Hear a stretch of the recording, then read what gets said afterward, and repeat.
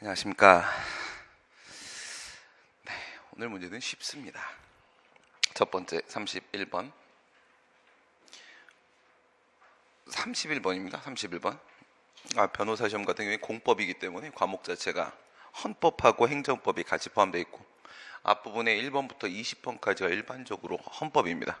그리고 21번부터 40번까지가 행정법이고 뭐 한 두세 문제 정도 차이가 나는 경우들이 간혹 있을 겁니다. 뒤에 보시면 31번 보시게 되면 행정소송법상 재결에 대한 취소성, 재결에 대한 취소입니다. 재결 자체에 고유한 위법이 있음을 이유로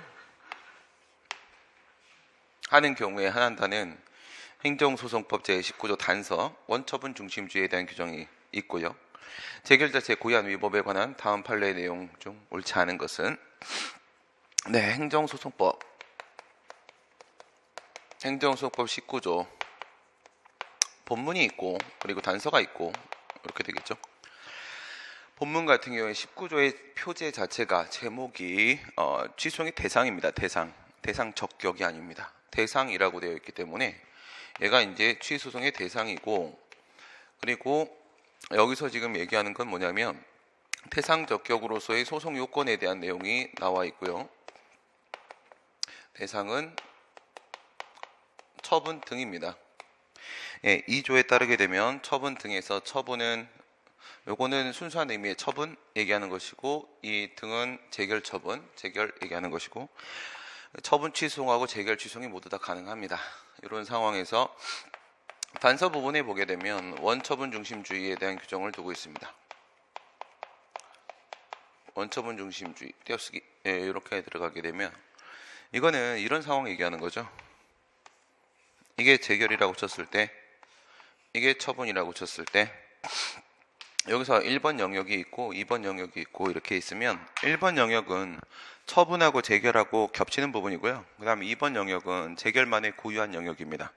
이렇게 했을 때 1번 생각해 보시고요. 이 1번 부분에서 이 1번 부분에 존재하고 있는 위법성을 다투려고 소송을 제기하는 상황입니다.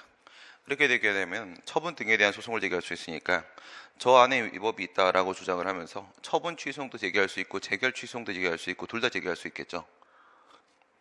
그러면 처분 취소를 맡은 쪽에서 그 다음에 재결 취소를 맡은 쪽에서 그쪽 법원이 1번 부분에 위법이 있다라고 한쪽에서 판단하고 1번 부분에 위법이 없다라고 판단하고 양쪽에서 다른 판단을 내려버리게 되면 서로 모순 저촉되는 상황이 발생할 수 있기 때문에, 그래서 필요한 것이 바로 교통정리입니다. 교통정리를 하기 위해서 원처분 중심주의라는 기준을 하나 세워놓은 거죠.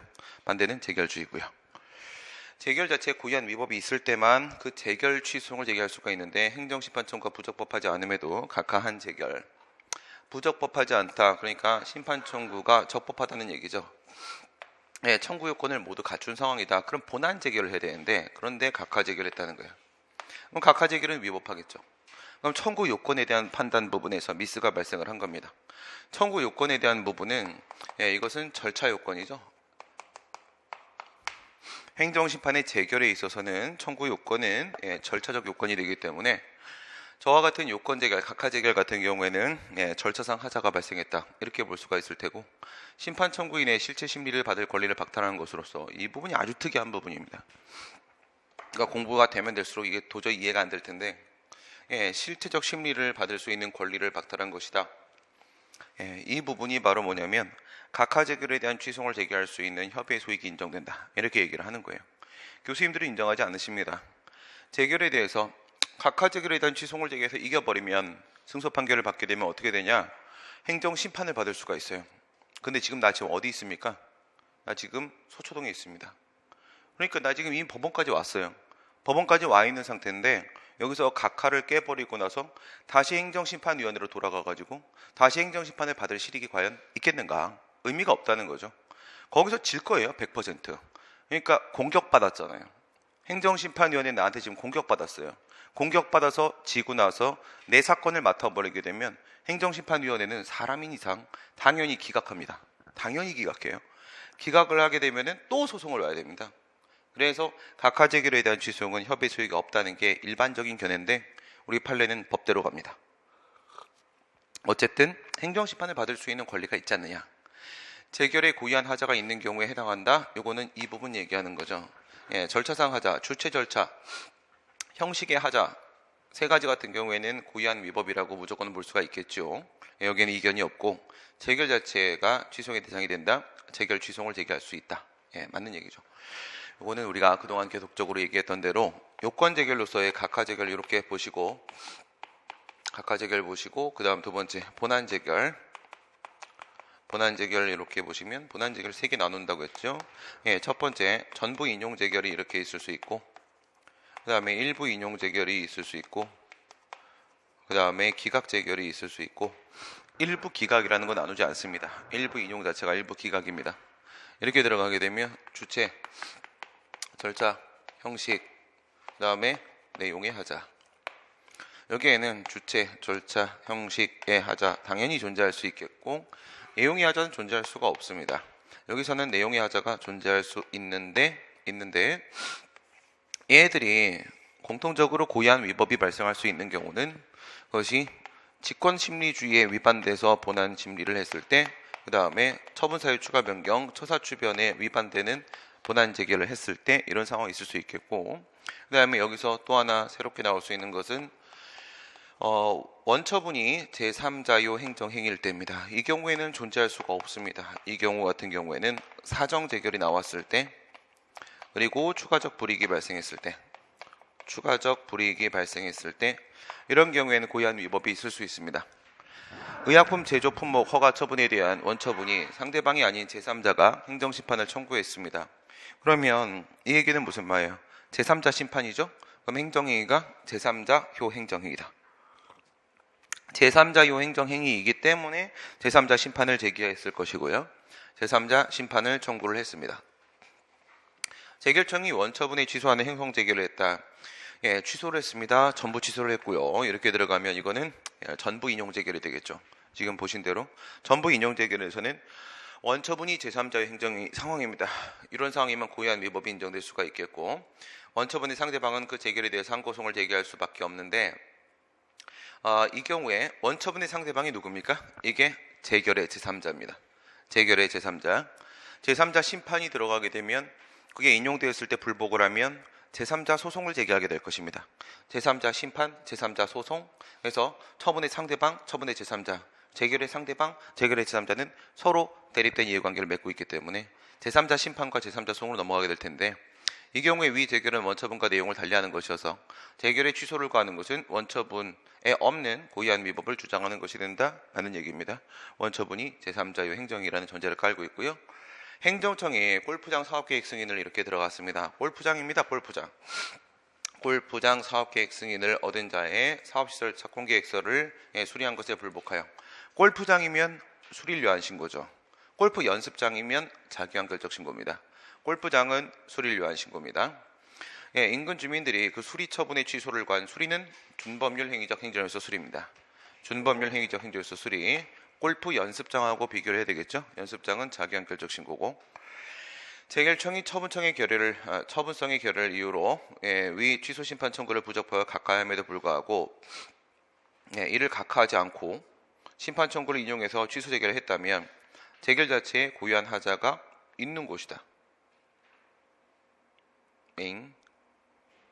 재결청이 처분성의 결의를 이유로 취소 심판 청구를 부적법 각하함에도 불구하고 이를 각하하지 않고 심판 청구를 인용했다. 이거는 지금 이 말대로 하게 되면 얘는 지금 뭐가 아니라는 거예요. 수리가 처분이 아니라는 얘기를 지금 하고 있는 거예요. 그죠? 대상 적격이 깨졌다. 그러면 위에랑 마찬가지로 청구 요건에 대한 판단에 미스가 나왔다. 지금 그 얘기를 하고 있는 거고 그러면 각하를 해야 되는데 위에 같은 경우 뭐예요? 1번은 본안 재결을 해야 되는데 각하 재결을 했다. 밑에 같은 경우에는 각하 재결을 해야 되는데 본안 재결을 했다. 그 얘기를 하는 거죠. 그럼 둘 다 절차의 하자를 얘기하는 것을 지금 말하려고 하는 거고요. 그래서 본안 재결했다. 그럼 절차 하자가 발생했다. 그럼 고의한 위법이 있는 게 맞는데 이렇게 치게 되면 골프장은 수리를 위한 신고인데 하여튼 문제 자체로 보게 되면은 뭐 맞는 얘기입니다. 문제 자체로 보게 되면 그죠? 처분성이 결여됐다라는 전제를 깔고 들어가면 이 말은 맞는 말이에요. 이 말은 근데 골프장은 수리를 위한 신고 이미 확실합니다. 이분이 왜 이러실까요? 그죠? 재결 자체의 고의한 위법에는 재결 자체의 주체 절차 형식의 위법뿐만 아니라 내용상의 위법도 존재할 수가 있다. 이 부분에 이제 학설 대립이 있을 수 있는 거죠. 여기서 주체 절차 형식의 하자라고 하게 되면 행정심판이 재결하는 데 있어서 행정심판위원회가 잘못 구성되었다. 행정심판 청구 요건에 대한 심사가 잘못되었다. 행정심판이 재결을 구두로 했다. 문서로 하지 않았다. 구두로 했다. 구두로 했다 말고 뭐도 있을 수 있냐면 이런 문제도 출제된 적이 있습니다. 이거는 객관식 쪽은 아니에요. 주관식 쪽에서 출제를 한 건데요. 교수님이 의도적으로 출제를 하셨다고 들었어요. 제가 연락을 드려서 물어봤는데 이거 왜 출제하신 거냐고. 그랬더니 현재 행정심판법에 취소 명령 제결이 없지 않습니까? 취소 명령 제결이 없는데 문제에서 없어진 게 언제 없어졌어? 2010년도에 없어졌잖아. 1월 25일 날. 근데 2014년도였습니다. 2014년도에 취소 명령 제결이 나왔다라는 전제를 깔고 문제를 출제하신 거야. 그거 없는데요. 왜 이렇게 내신 거냐. 그래서 다른 강사들은 문제 오르니까 풀지 마라 그랬어요. 그 50점짜리였는데 안 풀면 뭐 떨어지란 얘기야 지금? 그냥 나는 궁금해서 전화를 드린 거예요. 뭐예요 이게 도대체? 그러니까 야, 법에 없는 재결을 쓰면 형식의 하자잖아. 위법이라는 전제를 깔고 들어가란 얘기야. 아, 그럴 수 있네. 그럴 수 있네. 충분히 그럴 수 있네. 오류가 아니라 의도적으로 이렇게 주장하신 그런 경우도 형식의 하자입니다. 그러니까는 법에 없는 재결의 형식을 가지고 재결을 해버리게 되면 그것은 무슨 하자가 돼요? 형식의 하자, 형식의 하자 이렇게 될 수 있단 말이에요. 그런 것들이 나오게 되면 이건 무조건 고의한 위법이죠.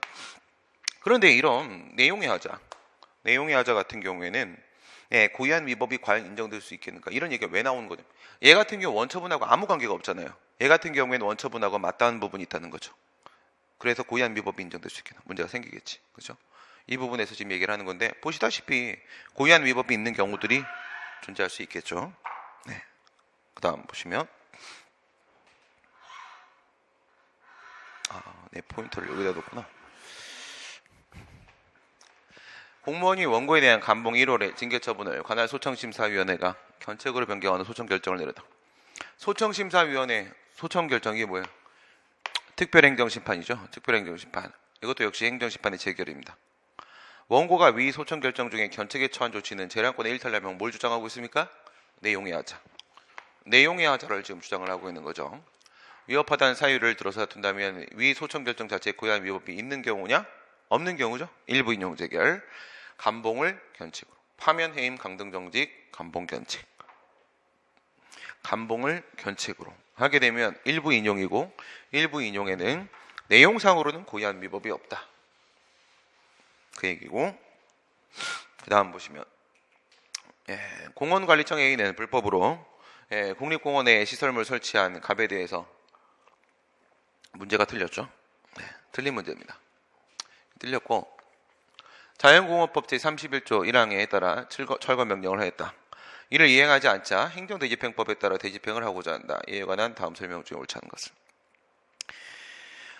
행정대집행법을 물어보고 있습니다. 행정대집행법을 물어보고 있는데 행정대집행법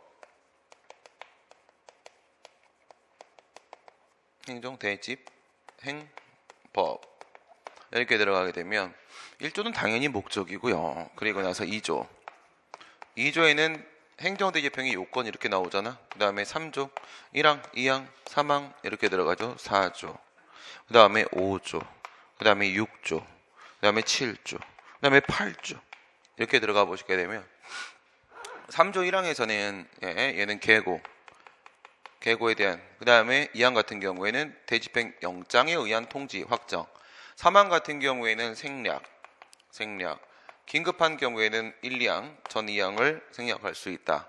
4항 같은 경우에는 대집행의 실행 5항 같은 경우에는 비용 납부 명령 6항 같은 경우에는 비용을 내지 않을 때 강제 징수 그 다음에 6항이래나 미쳤나 보다. 그죠? 4조, 5조, 6조, 그 다음에 7조 같은 경우에는 심판을 청구할 수 있다.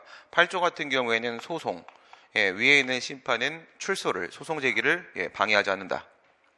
급박한 위험이 있어서 그 시설물에 급속히 철거를 해야 되는데 계고 절차를 거칠 수 있는 여유가 없다. 계고 없이 대집행할 수 있다? 그라조.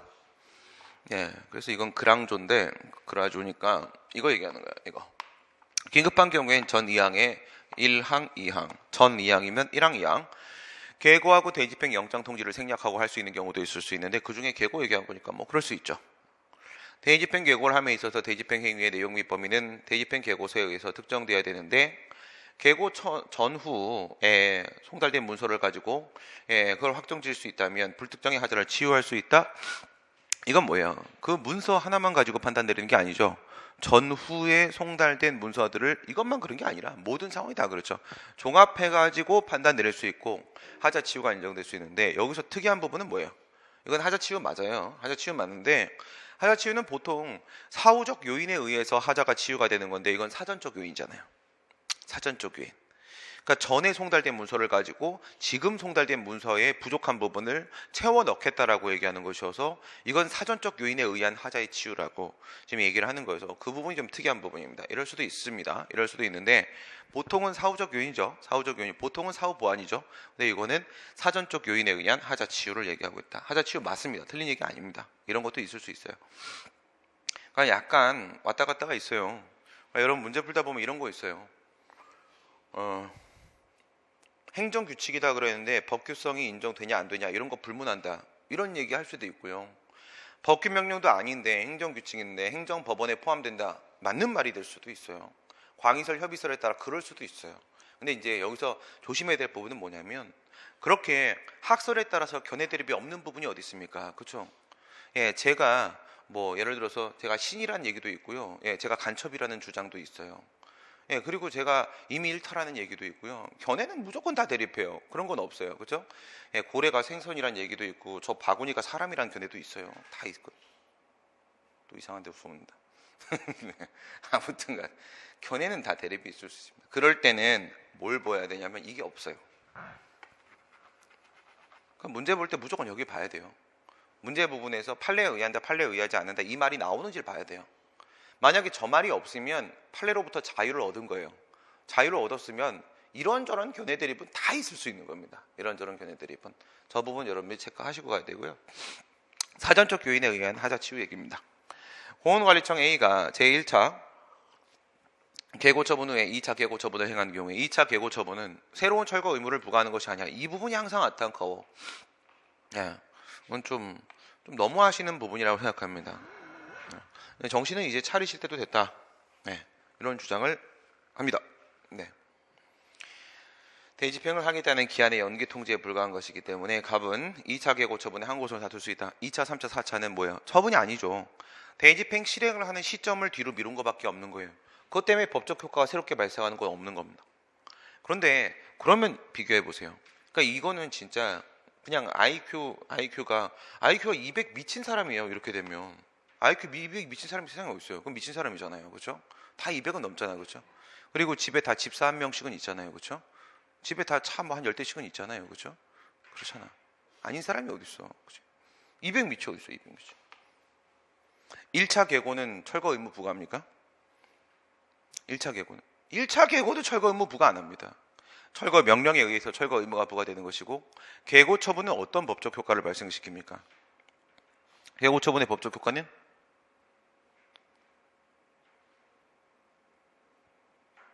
왜 이러는 거냐면 얘가 성폭력을 행사하거든요.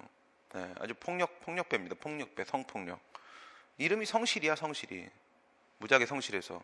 그게 시리야, 시리. 시리아 사람이거든요. 시리아 성폭력 사건의 주범입니다. 그래서 빨리 웃어. 재밌는 거야. 그치? 그래, 어거지로 웃읍시다. 그래서 이거는 1차 계고는 뭐야? 계고는 대집행 영장 통지를 할 수 있는 권한을 인정되는 거야. 이건 이렇게 권한을 인정시키는 거예요.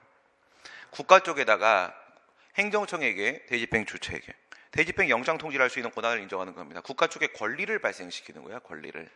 그래서 처분인 겁니다. 그래서 지금 처분이다. 이게 우리 판례 입장이지 철거 의무는 철거 명령에 의해서 부과된 것이고 계고에 의해서 철거 의무가 부과되는 것은 아니다가 맞는 지문이거든.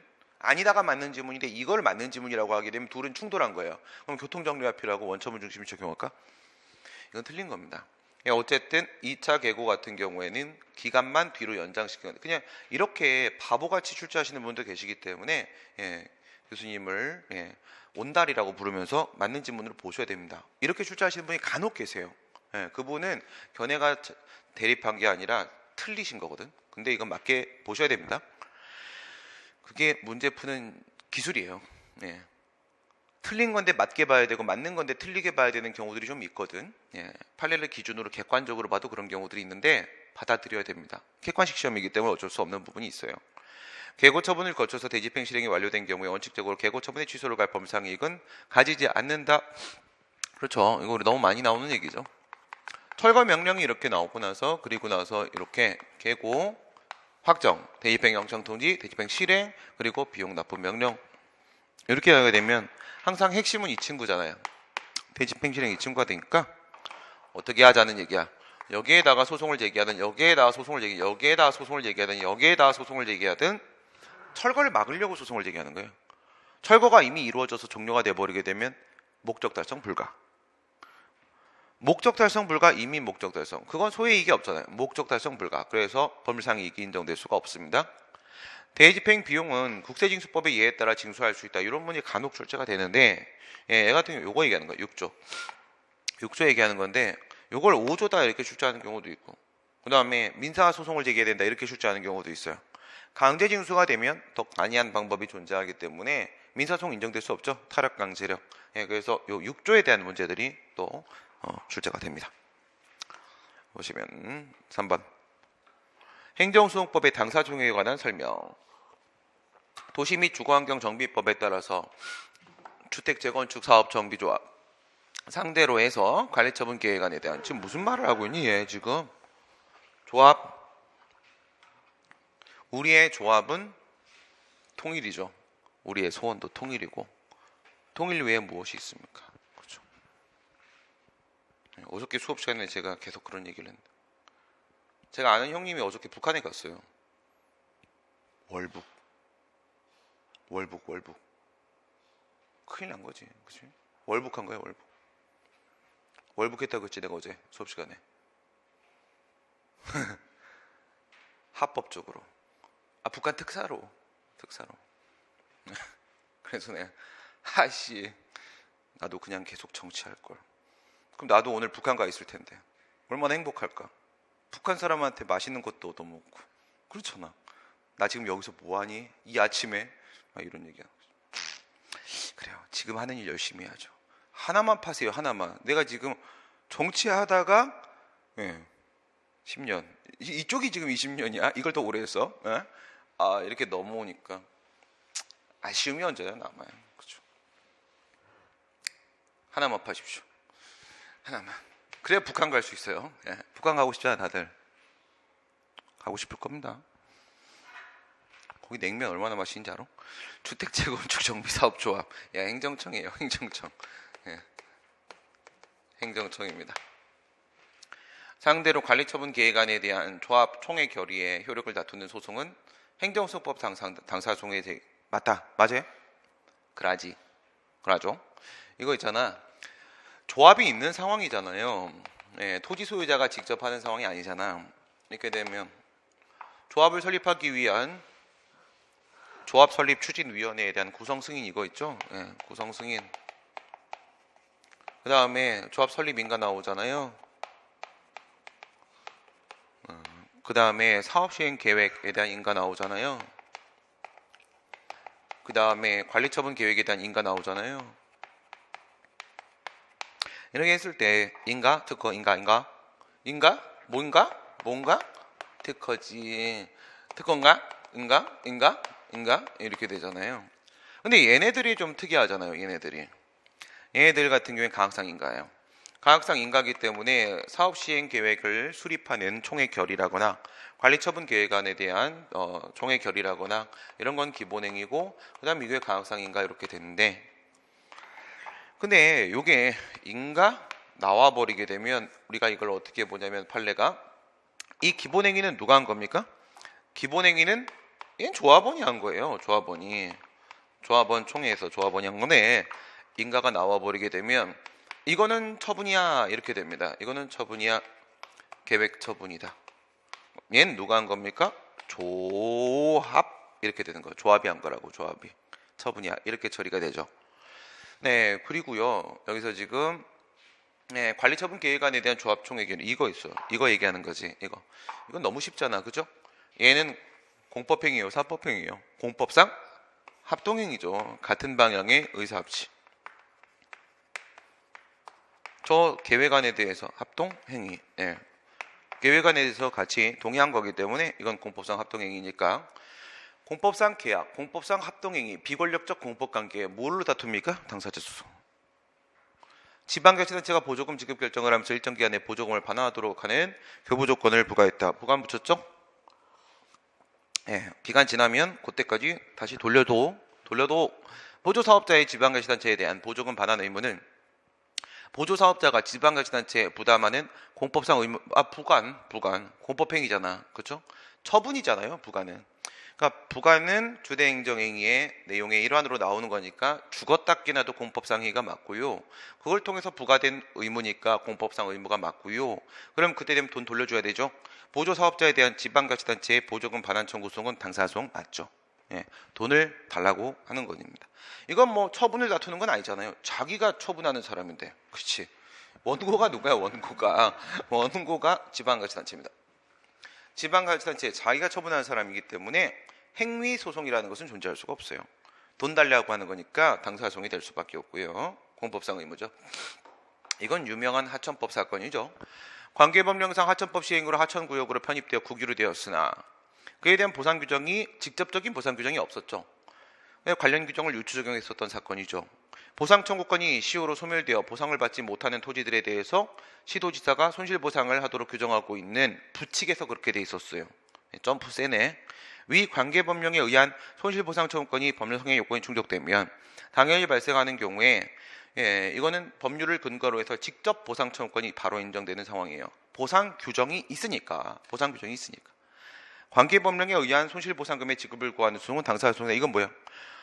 원인도 마찬가지 공법. 원인이 뭐예요? 원인이 처분이야?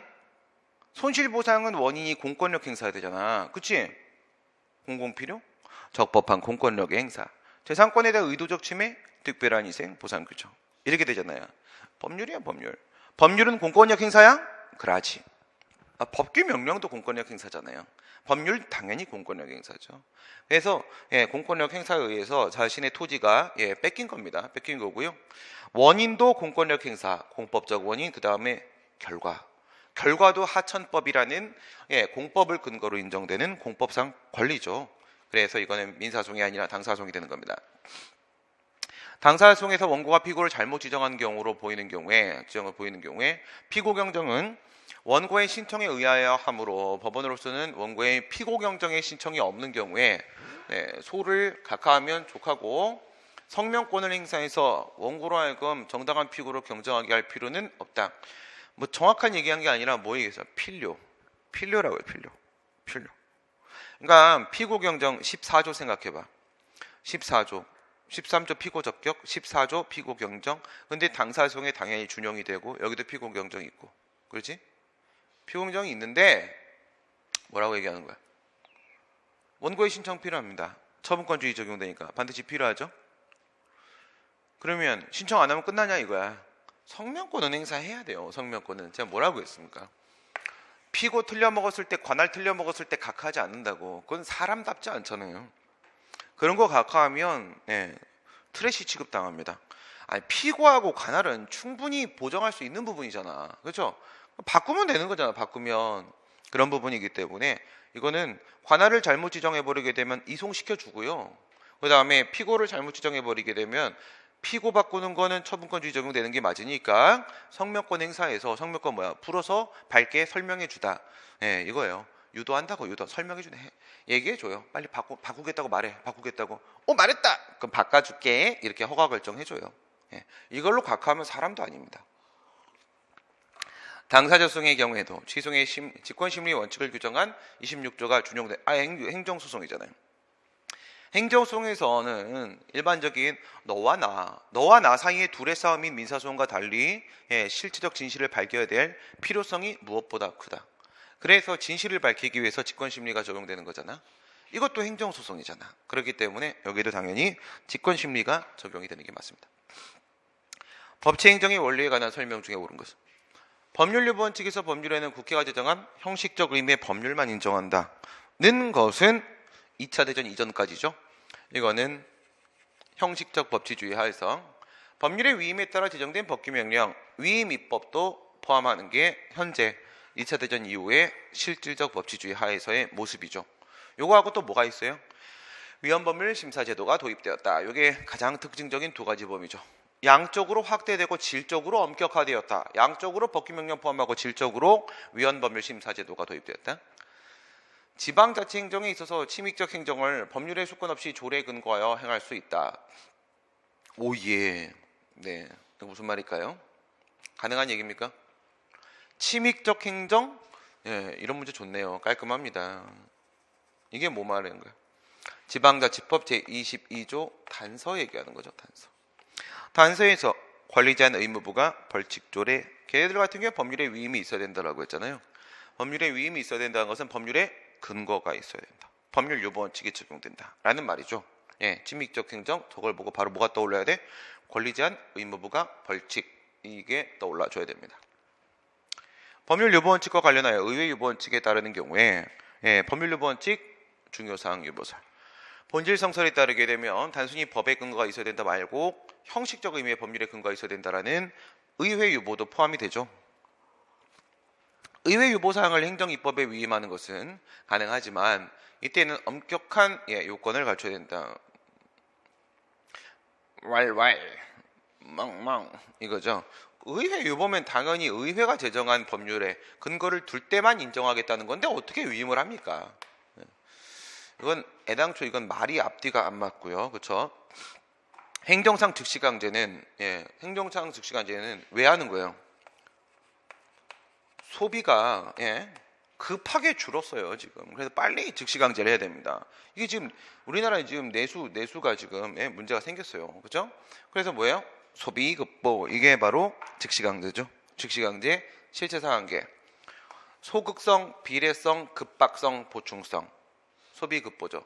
소극성, 비례성, 급박성, 보충성, 즉시강제 실체상하자. 긴급성, 급박성 걸렸네요. 급박성. 네. 그 다음에 뒤에 또 나와요. 법적 근거 없이도 가능하다. 법적 근거 없이 가능하다?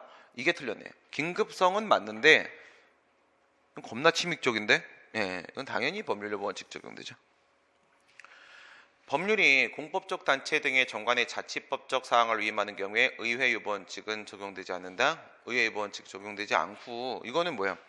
의회 유보가 아니라 그냥 법률 유보 수준이고, 법률 유보 수준이 있고, 또 그 다음 단계 자치법적 사항이니까 여기에서 모두 허용될 수 있어요. 포괄적 위임, 포괄 위임도 허용됩니다. 자치법적 사항이기 때문에 자치법적 사항인데 반드시 법률에 근거 있어야 된다. 그 자체가 말이 안 되고, 그러면 위임 가능하고. 그 다음 정관에 대한 위임을 하는데 자치법적 사항이니까 또 포괄 위임이 가능하다. 이거 얘기하는 거야. 이 부분 사업시행계획인가 이쪽 판례죠. 그러니까 여기 앞에 설립인가 있잖아요. 도시 및 주거환경정비법, 도시정비법에 따라 법률이 정하고 있는 엄격한 동의 요건을 충족하여 어렵게 만들어진 조합이잖아. 그럼 이 조합에는 그 정도의 정당성을 갖추고 있는 거예요. 그러면 이 사업시행계획, 이런 내용의 사업시행계획 통과시킬 것인가 말 것인가에 대한 정족수는 얘네들의 정관에 맡길 수 있는 거라고요. 여기서 어렵게 통과한 애니까, 그죠? 열심히 공부해서 대학 왔는데 좀 놀아도 될 거 아닙니까? 좀 자유를 줘야 되겠지? 그런 의미예요. 판례가 얘기하는 건. 여기 통과했으면 살려줘라. 정관에 위임할 수 있다? 이 부분 위임할 수 있고요. 근데 이게 자치법적 사항이잖아. 그죠? 공법상 사단법이니까. 자치법적 사항인데 위임할 수 있고 포괄적 위임도 된다? 그렇다. 포괄적 위임까지도 되는 겁니다. 위임까지도. 사업시행계획인가 합니다. 가비식품위생법에 근거하여 유흥주점의 영업허가를 신청한 경우에 이에 관한 설명 중에 옳은 것을 모두 고른 것은, 신청이 거부되면 권리의무에 아무런 침해를 입은 것이 아니기 때문에 취소로 이를 다툴 수 없다. 거부 처분에 대한 취소송은 존재할 수 없다. 이런 얘기를 하는데 이건 말도 안 되는 소리고요. 거부 처분에 대한 취소송 당연히 가능하겠죠. 거부. 식품위생법에 근거하여 유흥점 영업허가는 가항성 허가입니다. 가항성 허가. 대물적 허가죠. 허가. 쌍방적 행정행위가 되는 것이고요. 권리에 영향 미치죠. 예, 이건 아닌데 요구 소송에서는 이건 없는데 그 다음에 이건 실체적 권리가 아니라고 하더라도 뭐는 인정돼요? 절차적 권리. 절차적 권리, 응답 신청권. 응답 신청권에 영향을 미치는 부분은 있죠. 거부가 처분성 인정되고요. 취소송 제기할 수 있고요. 정확히 보면 틀린 말인데 맞게 하셔야 됩니다. 그렇죠? 네. 옳은 것을 모두 고른 것은 소송을 다툴 수 없다. 틀린 거죠. 네, 틀린 거죠. 네. 유흥주점 영업허가는 이른바 일반적 금지의 해제이기 때문에 그죠? 상대적 금지, 일반적 금지. 예. 일반적 허가죠. 일반적 허가. 예외적 허가는 아니고 행정청의 폭넓은 재량이 인정된다. 가학상 허가면 기속행위로 파악하고 가학상 특허면 재량행위로 파악하는 것이 일반적인 것이죠. 예외적인 경우가 간혹 있고요. 특허도 기속행위인 경우가 우리가 잘 알고 있는 거는 폐기물 처리업 허가가 있고요. 그 다음에 뭐 허가도 재량행위인 게 러브호텔 사건이라거나 아니면은 산림 훼손 허가, 예, 산림 형질 변경 허가 얘기하는 겁니다. 그런 것도 예, 재량인 경우도 있죠. 허가인데 그런 걸 뭐라고 부른다고? 재량 허가라고 부른다고 했습니다. 재량 허가. 거꾸로도 있지만 일반적으로 허가는 기속입니다. 기존에 허가받은 유흥주점업자는 통상적으로 갑이받은 영업허가에 대해서 취소를 제기할 법률상 이익이 없다 라는 얘기네요. 그렇죠? 이건 뭐 얘기하면 경업사소송 얘기하는 거죠. 근데 이게 기존 업자가 받았던 게 가학상 허가냐 특허냐 보게 되면 이건 허가잖아. 허가니까 반사적 이익의 침해 불가하다. 법률상 이익이 인정 안 돼서 원고적격 인정 안 되겠죠. 담배 소매인 지정하고 비교를 해주셔야 됩니다. 거리 제한 규정이 있는 경우. 영업허가 후에 갑의 유흥주점의 위생 상태가 악화돼서 영업정지 처분을 했음에도 영업을 계속하고 있는 경우에 행정청이 이에 대한 대집행할 수 있어요? 안 돼요? 왜 안 돼요? 왜 안 돼요? 부작위 의무니까. 부작위 의무 부과니까 대체적 자기 의무 불이행에 대해서 대집행을 할 수 있는 거죠. 이건 부작위잖아. 비대체적 부작위 의무의 위반 문제입니다. 비대체적 부작위 의무의 위반 문제이기 때문에 행정 대집행의 대상이 아닙니다. A시의 시장은 빈약한? 빈약한 맞는 얘기구나. 뭐가 빈약해 빈약하게. 점수가 좀 빈약한가? 공부하면 되지 뭐. 뭐가 어려워. 하면 다 되지. 시의 재정을 확충하고 시의 경기를 활성화하고자 공업단지로 신규로 조성을 하기로 하고 이를 위한 재원을 마련한다라는 취지로 시 관내 광역 화장장 한자로 쓰니까 무섭다. 그쵸? 화장장. 보는 순간 뜨끔하죠? 예, 유치하기로. 저게 안 읽히면, 안 무서우면 국어 공부 좀 하세요. 예, 한자 보는 순간 무섭잖아요. 생긴 게 지금. 네. 시의회 의원 10명. 이 의회, 어머머, 하지 맙시다. 네. 이거 저거다. 완전 강론. 네. 소환 등장하네. 바로 1번에서. 저거, 네. 완전 강론입니다. 항고송의 대상이 되는 행정처분에 관한 설명 중 화장장 재밌을 뻔했는데 다음에 7급 하시는 분들은 강론 합부 때 뵙겠습니다. 군의관은 행정청이라 군의관 행정청 아니죠. 그렇죠? 군의관 행정청 누가 행정청이야? 지방병무청장. 지방병무청장이 행정청이고 군의관은 뭐야? 군의관은 군바리 바리바리 군바리 행정청이 아닙니다.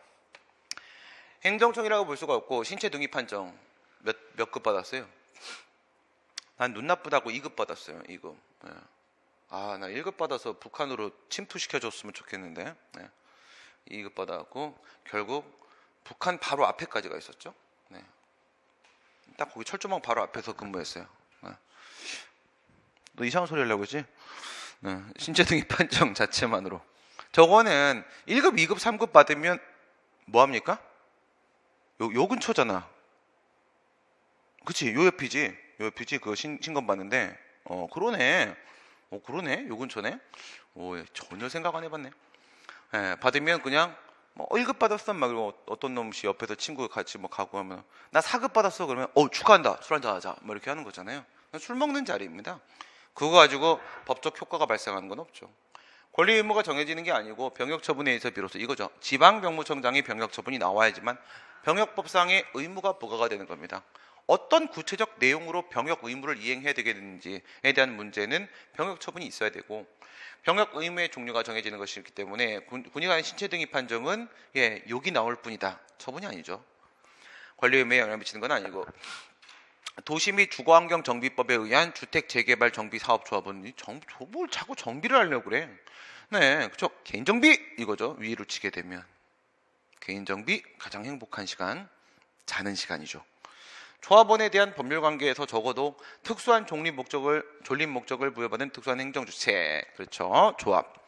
조합은 행정주체의 지위를 인정하고 공법인을 설립하는 효과가 발생한다. 설립인가는 그래서 특허다라고 판례가 반치했죠.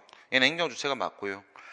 그 다음에 국가의 감독하에 존립 목적인 특정한 공공사무를 행하고 있다고 볼 수 있는 범위 내에서 위탁받은 공무를 수행하는 범위 내에서 공법상의 권리 의무 관계에 서 있는 거기 때문에 앉아 있는 게 아닙니다. 서 있는 것이기 때문에 분양 신청 후에 정해진 관리 처분 계획은 행정처분. 뭘 이렇게 길게 말해. 처분이라고. 알겠어요. 관리 처분 계획은 인가 나오면 처분이라고 그 얘기하는 거죠. 얘는 행정청의 지위를 갖잖아. 기타 행정주체는 별도의 행정기관을 보유하지 못하기 때문에 지가 행정주체고 지가 행정기관이고 지가 행정청이고 삼위일체 트리니티의 실현. 예. 삼위일체 권기태, 신민, 라일리 이거라는 거죠. 네. 아, 나 요즘 왜 이렇게 기태하고 라일리가 이뻐 죽겠어 아주 그냥. 아 진짜 겁나게 착해 걔네들. 네. 걔네들이 만들어. 선생님들께서 너무나 착하십니다. 그렇죠? 아 진짜 강사 중에 그렇게 착한 친구들은 처음 봤어요. 멋져버려. 그래서 어저께 엄청 칭찬을 해줬지. 열심히 합시다. 지방의회 의장에 대한 불신임 의결은 지방의회 내부적 결정에 불과하므로 행정처분이 아니다. 맞아요? 의장이니까? 부의장은 어때요? 부의장. 의장이든 부의장이든 신임 의결이든 불신임 의결이든 지방의회 의원이든 의원에 대한 징계 의결이든 제명 의결이든 다 처분이죠. 걔네들의 권한을 박탈하고 권한을 인정하고 다 이렇게 되는 거기 때문에 의장 부의장인의 신임 불신임 의결. 내가 말하고 보니까 좀 미안하네. 걔네들 너무 착해. 네, 그렇죠? 훌륭한 선생님들이신데 나보다 강의 오래 했거든. 네. 제가 이제 14년 차인데 18년 했더만. 와, 욕 나오게 열심히 했네. 그렇죠? 그만하고 싶을 때도 됐는데 이거는 정말 어저께는 좀 그런 부분에 대해서 감동. 지방의회 내부적 결정이 아니고요. 뭐예요? 의장, 부의장, 신임 의결, 부신임 의결, 지방의회 의원에 대한 징계 의결, 제명 의결 이런 거는 전부 다 처분이 맞죠. 그래서 거기에 대한 행정소송 제기하잖아.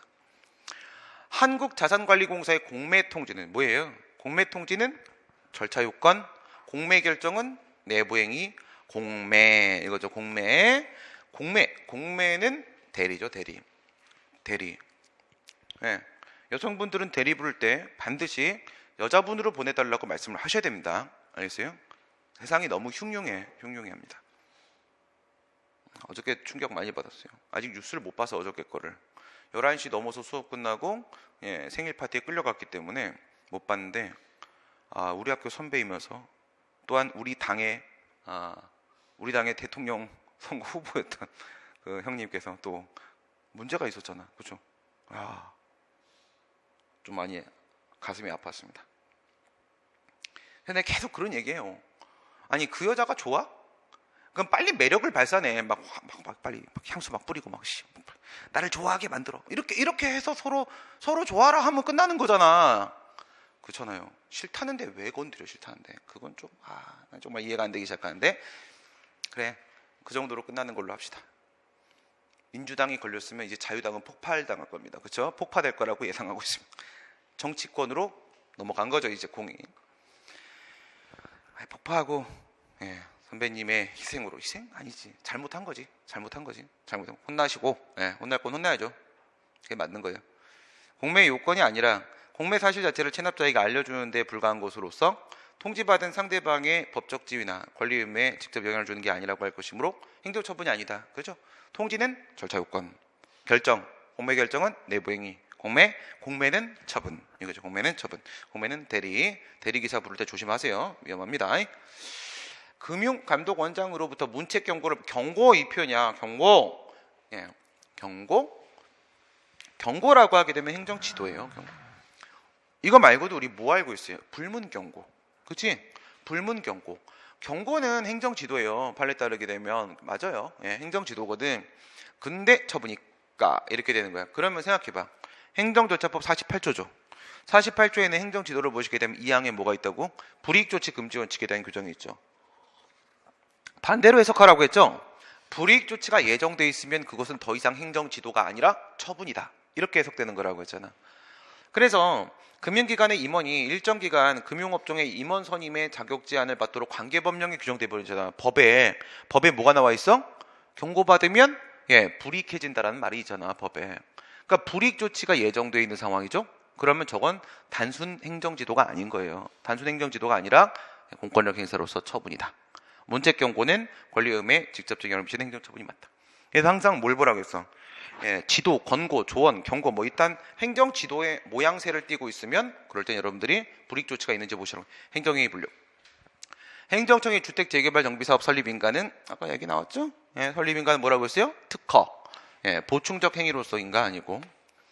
행정청의 사립학교 법인 임원 취임 승인 하게 되면은 임원 선임 행위가 요게 제3자의 법률 행위, 기본 행위가 되는 것이고. 유동적 무효 상태에 있는 것을 인가를 뽕 동의를 던짐으로써 비로소 효력을 뿅 발생시키는 효력 발생 요건 가학상 인가죠. 대표적인 가학상 인가가 바로 임원 취임 승인 행위죠. 임원 취임 승인 행위. 이유는 사립학교가 뭐니까? 사립학교는 교육 서비스라는 공공 서비스를 제공한 놈들이기 때문에 국가가 관리 감독을 들어갈 수 있고, 그래서 국가가 후견인의 지위에서 뒤에 달라붙어 있어요. 달라붙어 있으면서 얘네들이 하는 행위들을 하나씩 다 확인을 하죠. 개인 택시 운송 사업 면허라고 하게 되면요, 여객자동차 운수사업법에 따른 여객자동차 운송 사업 면허는 전부 다 특허라고 했습니다. 전부 다. 시내버스, 시외버스, 개인 택시, 일반 택시, 마을버스 다 특허라고 했고요. 사업 공공사업이죠. 공공사업은 다 관리 설정행위. 공유수면의 전용 사용 허가. 바다수면 얘기하는 거죠. 바다수면엔 뭐예요? 법적 성질이 자연곡물. 자연곡물의 곡물 사용권을 설정하는 행위죠. 곡물 사용권 설정행위이기 때문에 특허, 허가가 아니죠. 특허, 권리 설정행위, 설권적 처분입니다. 곡물 사용권을 설정하는 거. 도로 점용 허가랑 똑같은 거예요. 하천 점용 허가랑 똑같은 거예요. 공유수면 점용 허가는 똑같은 겁니다. 곡물 사용권을 설정하는 행위가 되는 거죠. 토지거래 허가구역 내에서는 원칙적으로 허가를 받아야 된다고 돼 있잖아. 그렇죠?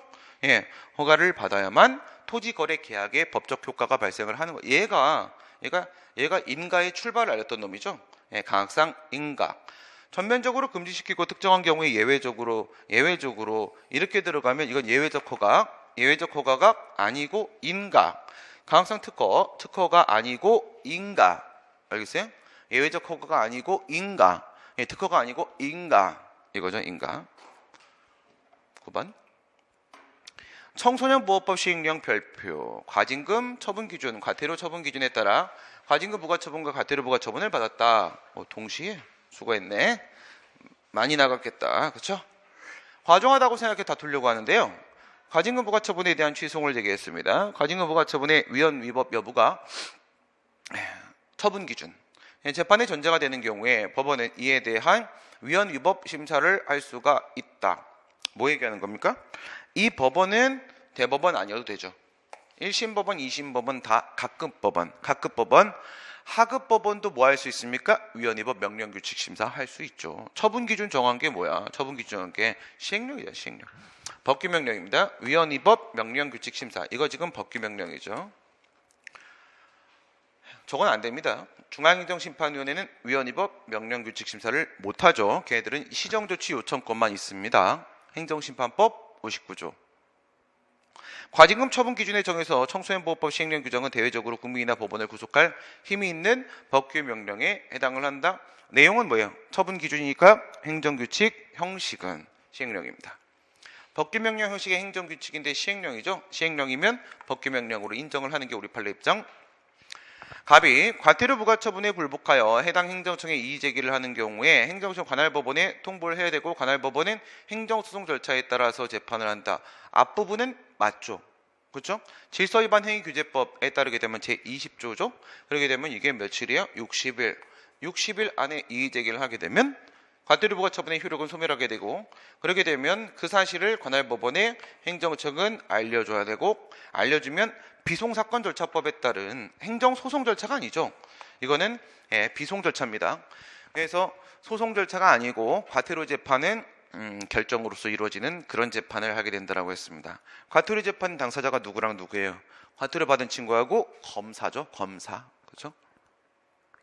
과징금 처분 기준이 만약 일정액으로 정해진 것이라면 그 수액은 정액이 아니라 최고 한도액이라는 것이 판례 태도에다 상한설, 기준설 두 개 비교해 보게 되면 어떻게 뭐라고 했어요?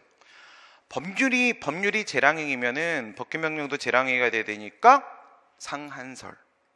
근데 법률이 기속행위로 되어 있으면 그 기준을 정하고 있을 때 하위 법규도 역시 기속행위가 되니까 기준설. 알겠어요? 법률이 재량행위면 최고한도액 상한설, 법률이 기속행위면 그땐 기준설, 정액 이렇게 되는 거죠. 얘는 과징금은 재량이에요. 재량, 법률이.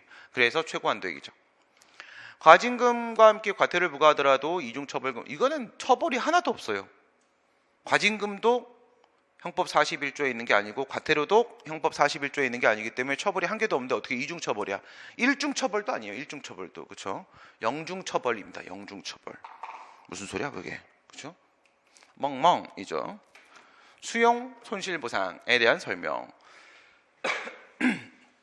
사업 인정을 함에 있어서 사업 자체에 공익성이 있는지 여부 외에도 사업과 관련된 자들의 이익을 공익과 사익 사이에는 물론 공익과 공익, 사익과 사익 사이에도 비교 교량을 해야 되는 것이다.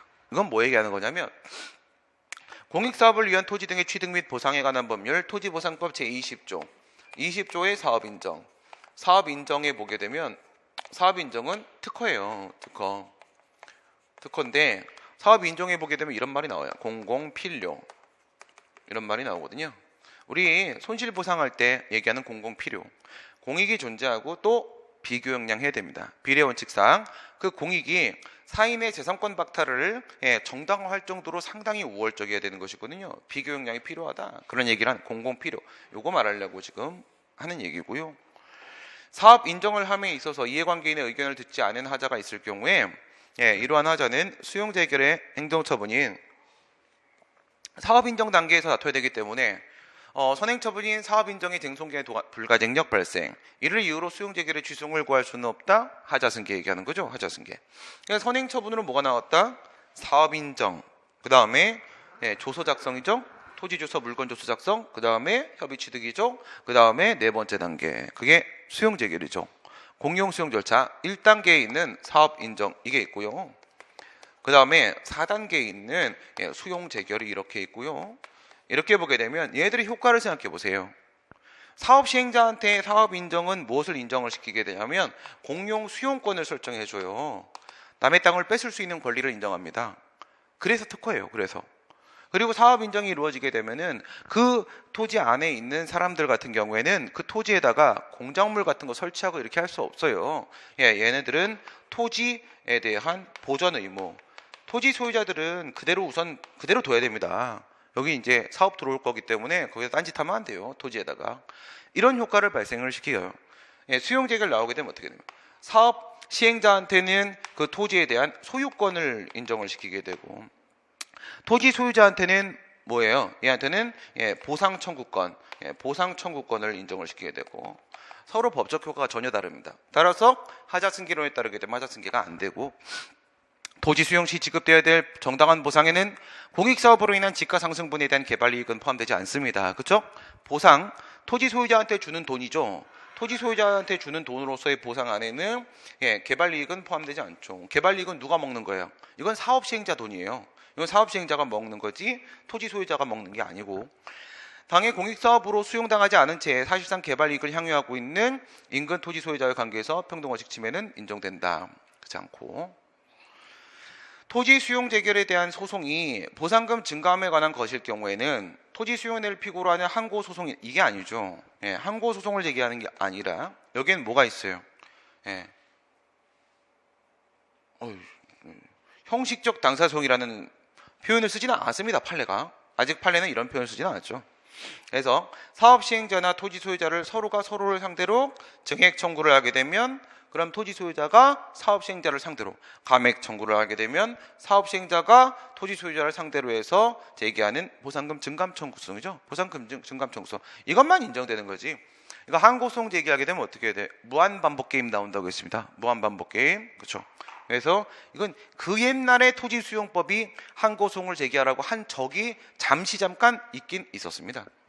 마지막 이주대책 실시 여부는 입법자의 입법 정책적 재량에 속하는 것이므로 법률상 이주대책의 대상자에서 세입자는 빼죠. 그렇죠? 세입자는 뭐 언제든 이사 갈 수 있는 사람인데 그 사람한테 보상을 할 이유가 전혀 없어요. 전혀 인정이 안 됩니다.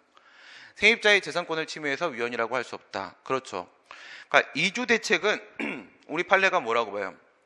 이주대책은 헌법재판소도 대법원도 마찬가지로 이주대책은 헌법 23조 3항에 있는 정당보상에 포함되지 않는다. 이렇게 보잖아요. 그래서 저거 인정할 것인지 말 것인지는 입법자 마음이에요.